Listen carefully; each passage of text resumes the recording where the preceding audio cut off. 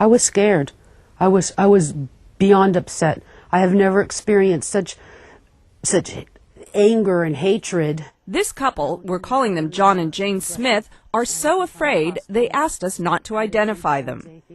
2 years ago, they say the small Mississippi town where they lived turned against them after they complained to the principal of their son's public elementary school about class time devoted to Bible study and prayer. We were like pariahs. Nobody would speak to us. Nobody would let their children play with my son. The Smith story made local headlines when it was revealed that they were atheists, and soon after, tensions at the school escalated. John says members of the community even called his boss at work. I think they called him to complain about the fact that he had brought an atheist to town. We were absolutely isolated. People would drive by the house, park in front of our house, and stare like we were in a zoo. Eventually, they left town altogether.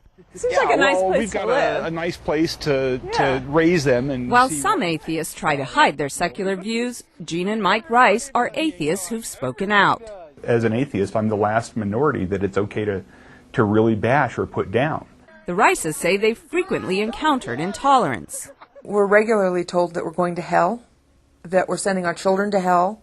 In the last town they lived, Jean Rice says soon after confiding her atheism to a friend, her landlord told the Rices they would have to move. Within a few days of my telling her that we are atheists, I started hearing from other people, "Oh, are you atheist?" And it was quite shocking.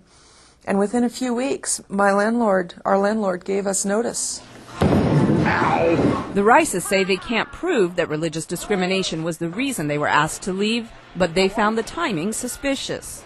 It's hard on the kids, because our daughter had no one to play with for a long time. In the U.S., the number of atheists is estimated between 1% and 3% of the overall population. That's at least 3 million people. A recent study by the University of Minnesota found that atheists are the least trusted minority group in the United States and are less accepted than other marginalized groups, including Muslims and homosexuals. I get calls from all over the United States from people who have been harassed, ostracized, sometimes lost their jobs because of discrimination against non-theistic Americans. We feel to a certain extent that atheists are very much on the attack. Ryan Anderson with the religious journal First Things says atheists themselves contribute to the mistrust.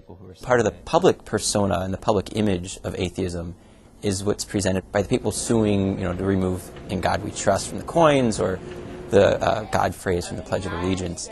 And when that militant atheism becomes kind of like the public image of atheism, I think that gives rise to a lot of discontent with atheism.